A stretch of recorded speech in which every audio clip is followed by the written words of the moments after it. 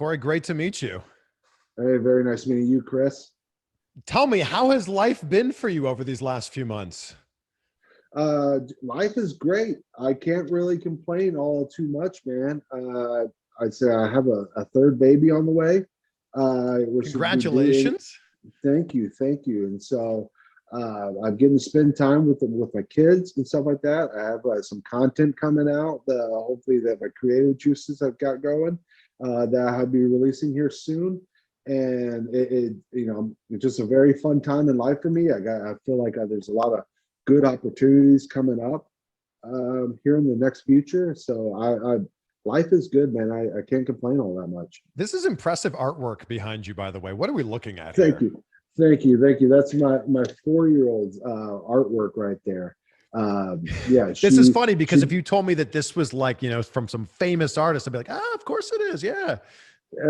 She loves to paint and stuff like that. And then when she gets so giddy and so happy when we put it up on the wall, she loves that. She calls them painting posters. And so every time so we always put it up in the office, which she loves. She always that's like a big thrill for her. And so you just see her smiling and get so happy about painting us stuff. That's all the more reason why we do it. So yeah, I have no problem. Plus she paints better than I do. So yeah. I think you've got an artist on your hands here. Yeah. She's better artist than her father. I know that much. Corey, how much has being a father changed you and changed your career path? I wouldn't say change my career path. I would say it changes your focus and your drive and a little bit. From our first daughter, that we had 4 years ago. I still remember the day that Sarah actually told me that we were, that she was pregnant. Of course, we were in NXT, and it was right before Brooklyn 2, NXT TakeOver, and I had a match with Shawn Spears, and so that day is a very interesting day because when I got to the building, I didn't know who my opponent was going to be. They're like, "Hey, you're going to wrestle on the pre-tape before the takeover." But they're trying to work out a thing with Ibushi at that time, with Kota Ibushi. Yeah. So I think they're trying to come out with a deal with him. And so I just sat there. I sat there for hours waiting, and I didn't know. I think it was Adam Pearce kept coming back and like, hey, we don't know who your opponent's going to be yet. We don't know who your opponent's going to be yet. And it wasn't until I want to say, maybe in an hour and a half, probably before doors or something like that. Finally, when I got told, like, hey, you're going to be wrestling Shawn Spears. And so I was like, oh, great. So I just found out who I'm wrestling, and I get a phone call, from Sarah. And so I picked up the phone call. She's like, hey, can I talk to you? Are you around anyone? I said, no. And so I walked away. Yeah. And that's when she told me that, I was going to be a father for the first time. And it was, the emotions. And she just instantly with that sentence alone made me the happiest man in the world. Because that's two things I wanted to do in life was wrestle and be a father.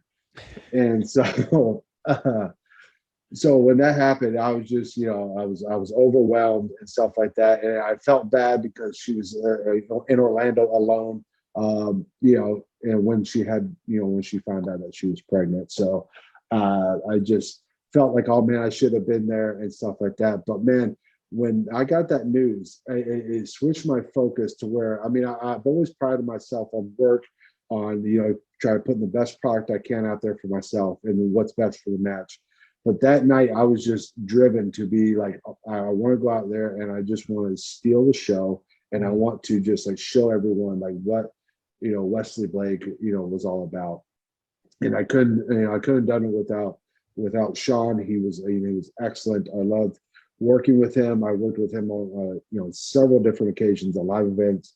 And it was just nice that I got to have that match with him. And that's a match that will always be near and dear to my heart, just for, for one, that's when I became was knowing that I was going to become a father, and two, just that crowd and everything. That match just worked for me. I love that you keep referring to him as Sean Spears because when you wrestled him, he was Ty Dillinger. Yeah, yeah. I try to keep up with people's name changes and stuff like that. I don't want, but yeah, Ty Dillinger, aka Sean Spears. So I mean, so what are you going by now? Weston Blake.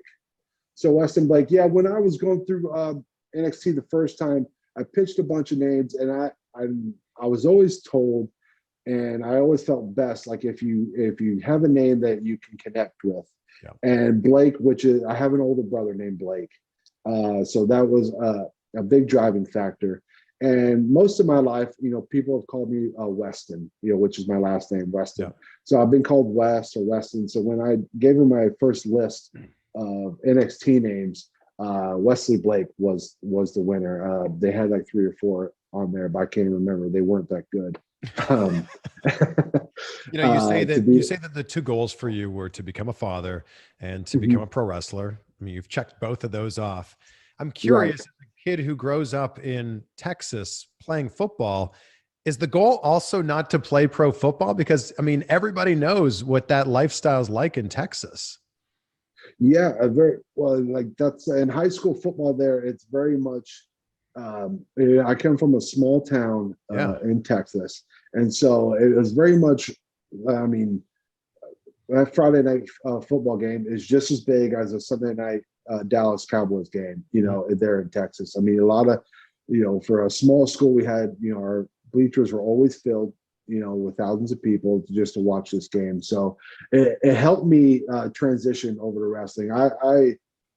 I've always wanted to be a wrestler since I was in diapers because I grew up watching wrestling. My dad loved wrestling. He grew up in Texas as well, and he was very much a Von Erichs and the Funks, back in that day. And he even ran track against a couple of the Von Erichs. I want to say against David. And stuff like that. And that's when my dad really, his grandfather watched wrestling and stuff like that. So, it's always been an entertainment source for my family where that's always been in our household. And so that was, ever since I was a little kid, that's something that I've always wanted to do. I always gravitated to. And once you get into the high school football, like you said, in Texas football, you could change, but that was always the main goal. Like I wanted to kind of go to college to play football. Obviously that didn't work out. I started working and just went to college, and I was trying to get my feet ready into a wrestling school with Rudy Boy Gonzalez, but he never returned my calls or my messages. So I just never, I could just never line up with him.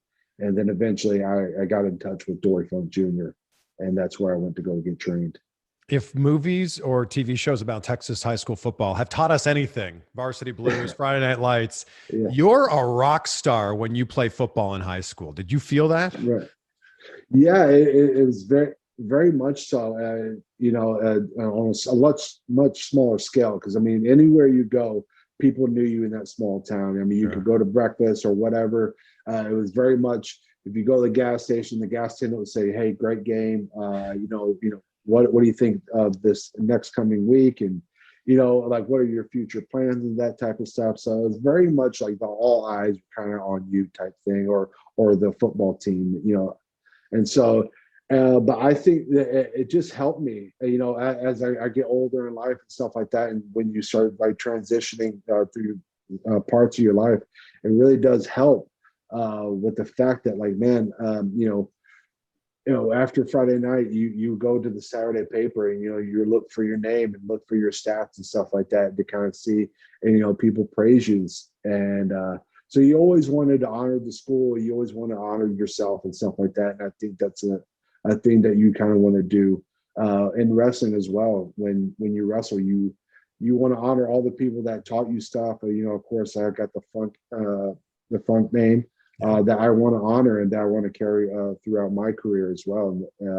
So it's just, it comes hand in hand. Yeah. What do you think specifically you learned from Dory Funk that you still keep with you every single match? Every single match, he told me that you're going to learn something new, no matter whether you're in there wrestling a guy for the 50th time or for the very first time. And I think that's what's helped me with with his foundation and stuff like that, he was able to help evolve when the business was evolving. I mean, he's been around, for the 70s and 80s and 90s and 2000s, and he's even still training athletes to this day for their dream to be a wrestler. And for someone like that, and just to have the mind of like, hey, it's always going to be evolving. Like, you just stay true to yourself, wrestle how you kind of want to wrestle. But take care of yourself, and you always learn. He said, never stop learning that aspect of wrestling. And that's what I do. Is every opponent or every match I go into, you go in and you learn something. And so it's just kind of like my daughter when she paints paints this painting, Yeah. like every time I'm in a match, that's one of your breaststrokes on the mat that you're doing. So yeah. When did you start to realize that you were taking this to another level? Like, you started to get some interest from WWE, and I don't know if everybody realizes this. You were signed to WWE for 8 years, which is, yeah. pretty much most of your career. When did you start to get interest from them? When I got interest from them, I want to say, I think what helped was I had the Dory Funk name behind me. Sure. But what helped me in my confidence is Jerry the King Lawler had a heart attack, on Monday Night Raw. Yep. And one of his first matches back, he came to the Funkin' Conservatory and wrestled in a 6-man or 8-man, I believe, in an 8-man match, which I got to wrestle him. Oh, wow. And so at that time, I was still very green. I still kind of learning the ropes and stuff like that. And so at that time, I was very, very nervous for this match, because here he is, a WWE Hall of Famer, an absolute legend in the business. And I just remember, because I remember driving to the building, and I couldn't eat. I just had like this empty pit stomach, gut feeling. And I got there, and of course, like my hands are clammy, and like I'm kind of like sweating, because I was just very nervous. I mean, I really want to do good. This guy's been in business for years, and here I am, just green. Hopefully, I do well. Yeah.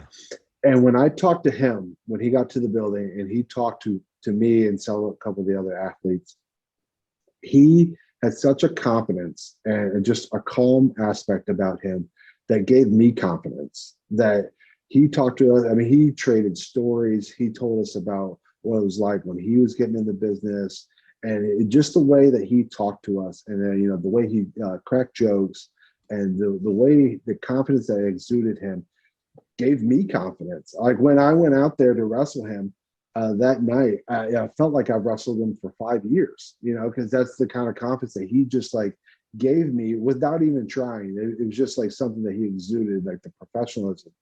And after that match, that's when I realized, okay, I can do this. I just wrestled the WWE Hall of Famer. I believe I know I can go in there and hang with anyone now. That's the confidence that he gave me. And did he put in a word with WWE? Did he say, man, you got to check out this kid? I don't know if he did. I mean, it would be nice if he did. I just know that Dory and Jared Briscoe are really good friends from back in the day and stuff. And Joe Briscoe actually came to one of our shows and saw me wrestle and saw me work. And that's when he told me, like, yep, I'm going to go put in a word for you for the WWE, and you'll have a tryout here soon. So, and that's when, and that's how I kind of got my tryout, was Joe Briscoe kind of getting the nod from him. At that time, he was looking at a lot of amateur wrestlers, because of course he has the amateur background and stuff like that. And so I had my tryout in end of September 2012. Yeah, I mean, like I said, it's been 8 years that you were signed there. Yeah. And, unfortunately it didn't end on your terms. And I'm sorry that it didn't end on your terms. But when you look back on your time there, what are you most proud of? Oh, I got a lot of, looking back, I have nothing but great memories there, because I got a lot of stuff to be proud of, just for the fact, I felt like I was able to evolve with NXT as well. Like it started off when I got there in 2013 to where it is now. I felt like I was at a talent that I could evolve my talents. Winning the NXT tag titles with Buddy Murphy, that was, of course, one of my highlights. getting the team with Steve and us pitching the idea of Forgotten Sons, that was another proud moment where there was something on that we pitched that we originally gave them idea for, and they kind of ran with. Meeting my wife there, getting to start a life with her, that's another proud moment. Getting to travel and wrestle in places that I never thought I would get to travel. I got to wrestle in Paris, France, in a circus tent. That was, that like just little stuff like that. Yeah. And of course the friendships you get to make. And when I was down at NXT, one of the coolest things, like you always remember big matches, like of course Takeover 25, the ladder match and stuff like that. But I also remember getting to wrestle people's first matches, and the confidence that the company felt with me, like, oh yeah, let's put Wesley Blake with, and let's have him, this person have their first match with him. And because then it just reminded me of the Jerry Lawler scene where it was like, right, where he gave me the confidence. I'm like, okay, now I can try to repay it with them and stuff like that. Hopefully give this person the confidence to kind of keep going with it, and hopefully give them the comfort of, the way that Jerry gave me comfort in my first match as well. When you pitched Forgotten Sons, was the name Forgotten Sons, or is that something that you guys brainstormed and came up with afterwards? When we first pitched the name, our names, I should say, we wanted to use Prisoners of Society or Prisoners of the System is what we wanted to use. And we kind of wanted to be these two guys that, felt like we did everything right in life, but, but nothing was given to us. Like, we didn't get our comeuppance yet. And so we were just going to take it by any means necessary type thing. And so we pitched that, but they didn't like the Prisoners of the System so much, because they thought that like kind of brought NXT in a bad light. And so then we started pitching other names, and then Forgotten Sons is the ones that stuck. Yeah, we did Forgotten Sons, and which was another one that we kind of pitched, and we were happy that they liked it so well. And you guys had a ton of momentum, and I'm curious to know how much of that was halted with what Jaxson Ryker tweeted out. Well, yeah, I mean, the whole situation got halted. I mean, that's what, we were, when we got called up there, that was, we were told that we were going to be feuding with the New Day. And that's what it looked like for the foreseeable future, that we were going to be with them. Xavier Woods was out at that time. And I believe they had plans on, once he was ready to come back, that they were going to have us kind of do 6-mans and integrate with each other and stuff like that. So, yeah, it was, then that tweet happened, and, Steve and myself, we asked Ryker if he would take it down. But he, as a man of his own, he respectfully said, no, I'm not going to do that. And so Steve and I just told him, like, well, listen, we're going to kind of separate ourselves from you with our own opinions. And we did. And, and when Steve and we went into creative the next day at the Performance Center, and we talked with some creative, and we were told and reassured, like, listen, we're going to let this blow over for about 2-3 weeks, and then we'll bring you back, and you'll still feud with New Day. Yeah. And then I believe it was probably about a week later when we got a text saying, like, nope, New Day's going with Shinsuke and Cesaro from here for foreseeable future. Oh, wow. So this was, you had a huge opportunity in your hands that was taken away, basically. Yeah. But when something like that happens, it's something that you can't wait on. You can't sit there and gripe about it. You can't let that weigh on you. I did what I felt was right and what I felt was needed to help move on. And so after that, of course, Ryker has called me and apologized. Like, he, of course, he never meant for that to hurt, our careers. He never meant for that to dismember the Forgotten Sons. So he's very apologetic, towards me and Steve. And, but that was one thing I told Steve and told Ryker, like, all right, well, now I got to keep moving forward. I can't sit here and be stuck here and keep blaming this or that or whatever. Like, I'm going to keep moving forward and try to make the best of the situation. and which we pitched a bunch of ideas and stuff like that, Steve and myself, to kind of get on TV and kind of get the ball rolling again. And fortunately, that took us to probably about December, where they paired us with Corbin. Right. Did you ever have the chance to break out and do stuff on your own? This will be my time. This is my time now. So yeah. I mean, and when you talk about moving forward and looking ahead, what are you looking ahead to right now? Yeah, I'm looking ahead to kind of tell my story, kind of get to wrestle how I want to wrestle, and kind of also get to wrestle people, that you've from all different companies and all different styles. Like, that's one thing. When you're with a WWE, you're under the WWE umbrella, you get to wrestle people from different backgrounds and ethnicities and stuff like that, and different cultures.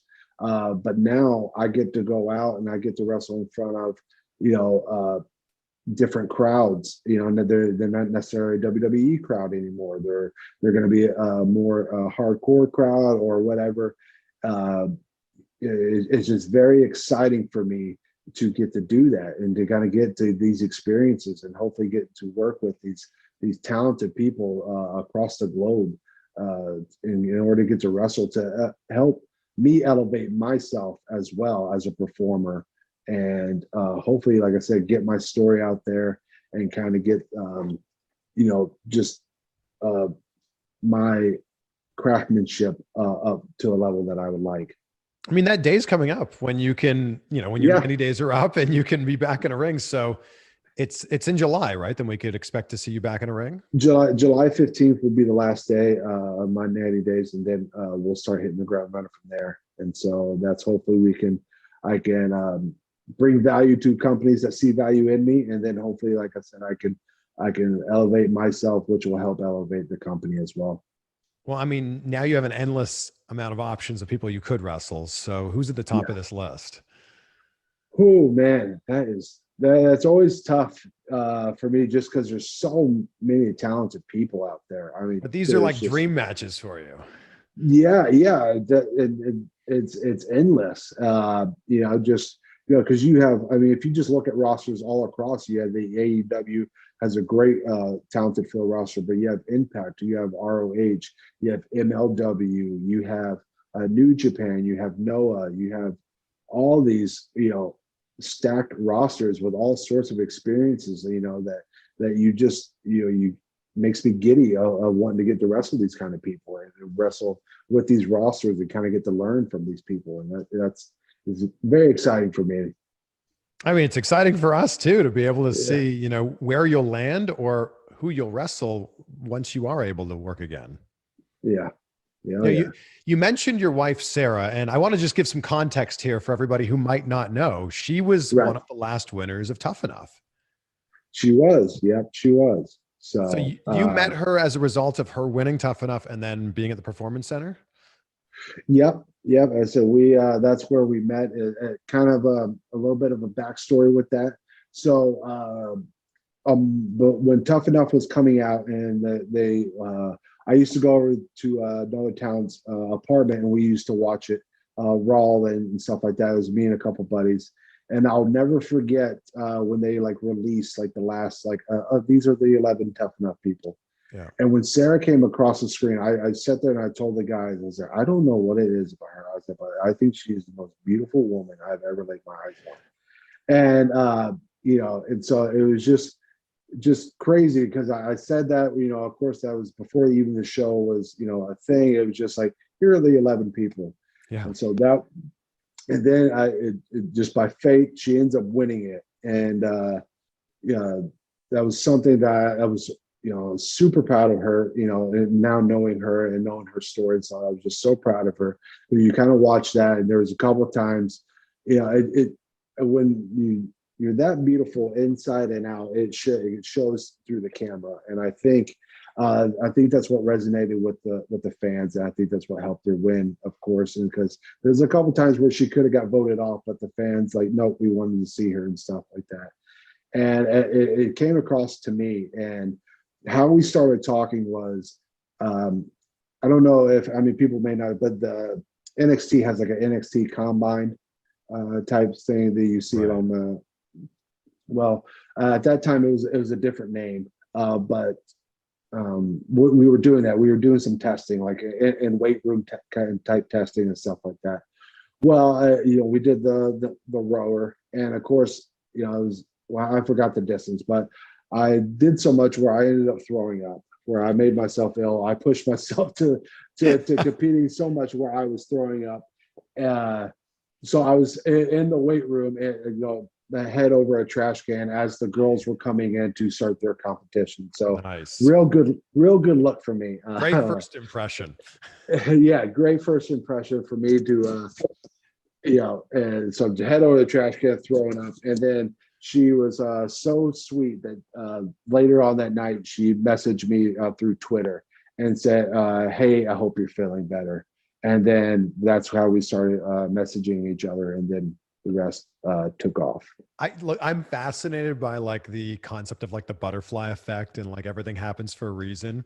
Just think, if you hadn't pushed yourself that hard and weren't throwing up, you might not have had this icebreaker for the woman who became I know. And it's just crazy because I remember when we used to have like Friday morning yoga classes and stuff like that. And I remember like trying to like talk to her. And I remember like I went there and she was of course doing the yoga, and I asked her, there was like several of us going out for breakfast after the yoga and stuff. And I remember asking her like, hey, would you like to go to dinner, or not dinner, but breakfast with all, there's about 6 of us. She turned me down. She goes, no, I can't. I had, but I think she was moving into an apartment at that time. Right. So she was just like, oh, I got furniture coming. So I was just like, man, I just, that was, kind of my shot and that type of stuff. So, and then, I mean, who would have thought that me throwing up after pushing myself so hard in competition that she would DM me asking me if I'm okay. So I imagine that a big chunk of her job now is being a mom, but what else is she doing for work? Right now, we're just expecting our third, coming up in here in the next couple of weeks. Whatever she wants to do, her future, whether getting back in the ring or she wants to pursue something else, she has my blessing and 100% support with it. After our second child, she kind of started training again, of course, at flatbacks with Spears and Tyler Breeze. I know that place well. Yes, you do. I've seen. And so we, but they helped her. They instilled confidence back in her, especially with her after having 2 kids and stuff like that. And, and so I've always told her, especially after this, because this one will be our last, if whatever she wanted to do, if she wanted to get back into wrestling, that, she would have my 100% support, or if she wants to go in any other avenue, she'll have my 100% support, just because she's done the same for me. She's, been supportive. She's, without hesitation, if I had something to do or something, she would always tell me to do it and do it to the best of my ability. And I just can't thank her enough for that. I feel like you've got this renewed excitement, this renewed energy for wrestling, because you can pretty much do what you want beginning next month. Yeah, I can. And it's exciting. Like, it's an exciting time. I find it like a blessing in disguise almost, where, you want to go out there, you want to show, yourself, and you want to show like, hey, this is what I got, and this is what I can do, and type stuff. And now I can. And, will it be in front of the millions that WWE sees? No, but it will be in front of crowds, in front of people that hopefully when they see it, they will be like, you know what, that's a guy who's obviously loves it, who has a passion for it. And, hopefully it can incite someone to follow their dreams, to follow their passion. I hope, looking at where I am now and where I hope to be, it would be something that my kids can look up to, as way I looked up to my family for my father and my mother. Both of them, my dad worked with horses most of his life, and he, but that was something he loved and was very passionate about. And I mean, to him, he never worked a day in his life because that was something that he loved to do. And to see my mom when she got pregnant with my oldest brother, she kind of quit her nursing school. But my mom had such a passion and love for nursing that once my mom and dad split and got divorced, she started going back to school. And I saw, like, from a 13, 14-year-old, I saw this woman, who's working 2 jobs, but still going to school, still pursuing her love and her passion. And that's when I think the wheel started turning in my head, like, oh, I see this woman is sacrificing so much that it instilled confidence in me, like I can go after what I want and I can go after my dream and passion and stuff like that. And so that's what I hope to do with my kids and with future athletes and talents. Well, you're doing it, and you've been doing it most of your career. I'm curious though, Corey, do you think about life after wrestling? Of course. And the thing with life after wrestling is as you get older, you find other passions in your life. And there are other passions of mine outside of wrestling with strength and conditioning, what I went to school for. I went for exercise sports science and minor in business. And that's always something that I've always looked to. That's something I love. I love training. I love getting to train athletes. There at the Performance Center, I was under 2 great strength and conditioning coaches. And that's something I can see myself get back into is coaching athletes with strength and conditioning. Another passion of mine is like real estate. Something, so now I will have the time to kind of, if I want to indulge and dive into that, I can, and stuff like that. And it's just the things with when I look at stuff for the future and things like that, I just look for what am I passionate about, to where I know, like, that I will look back on my life and say, like, I did everything that I wanted to do and how I wanted to do it. So when you talk about real estate, like, would you be interested in being a real estate agent? Yeah. I love, because I watch these documentaries on Netflix, of course, like Earth and stuff like that. But I also find that I really love ranches and farms and finding stuff like that. And it's very unique to me of the landscaping, even like building homes. I always watch like the 10 most unique homes in the world and stuff like that. And it's just always very fascinating on how it's built, or even like the inspiration behind the design of it and the thought of it. And that's just the cool stuff that I find interesting. I would love to see your business card or your placard, on the lawn. Yeah. It's you, but it's your wrestling photo instead of like, business photo. Yeah, that would be great. Like if you, like you could have some mean face, like, buy this house from me or else. Or take a DDT. Yeah. This is it. Yeah. I mean, I wouldn't, how could you possibly say no to that? I end every interview talking about gratitude, and I'm curious for you, what are 3 things in your life that you're grateful for right now? I'm grateful for, of course, my wife and my kids. I'm grateful for a lot of things. I'm grateful for the friendships that I've had over the past several years. Steve Macklin, as you well know, who was my tag partner, but he was also a godfather to my kids. I'm grateful for the life lessons that I've been able to learn through NXT and WWE. I'm grateful for supportive parents that I've always had, and supportive family, my brothers and sisters, that as well. And I have a lot to be grateful for. Grateful for to have a roof over my head and food on my plate. So, there's a lot of stuff to be grateful for, and a lot of stuff that's very exciting for me moving forward. I love that, you're just living in this attitude of gratitude. I asked you to list off 3 and you listed off like 17. It's great. I love it. You survived a lot of cuts. There were a lot of cuts when you were working for WWE. Yeah. Did you think that you were going to survive this one as well?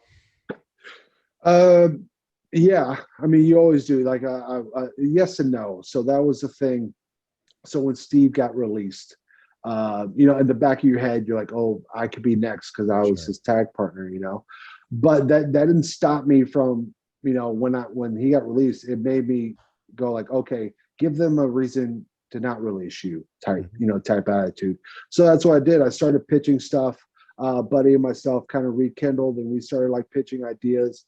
After Mania, we were going to kind of get together and film some stuff to show creative, but unfortunately that didn't get to happen. So it was one of those things where at the back of my mind, it could have happened or whatever, but I was going to try my best to make sure that it didn't happen. But the company was going a certain way with their product, and they didn't see me fitting it. So, well, I'm excited for what's next for you because, like I mentioned, like you've got an endless amount of options. So it'll be interesting to see where you land and also who you'll be in the ring with. Oh, I can't wait. It's a lot of fun for me as well. I'm very excited for it. Well, I'm excited for it. I appreciate you coming on. Appreciate you sharing about the artwork behind you. It's so beautiful. I've been captivated by it this whole time. Please tell your daughter she is a wonderful artist. I will. She'll be really excited about it too. Corey, thank you so much. Thank you, Chris. I really did appreciate this. I appreciate you.